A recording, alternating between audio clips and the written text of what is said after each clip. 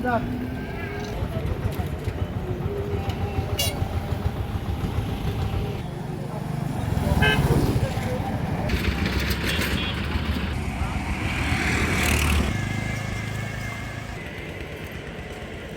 পারলাম এখানে ডাকাতি হয়েছে একটা, এই বিষয়টাই শুনতে পারছি।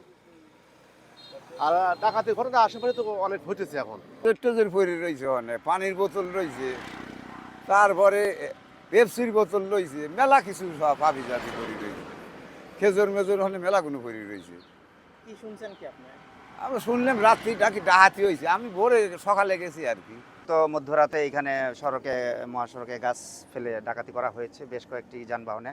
তা আমরা খবর পেয়ে আমাদের টিম এখানে চলে এসেছি। আমরা আশেপাশের তথ্যপত্র নিচ্ছি। আমরা ইনশাল্লাহ দ্রুত ডাকাত দলদের শনাক্ত করে এদেরকে আইনের আওতায় নিয়ে আসতে সক্ষম হব।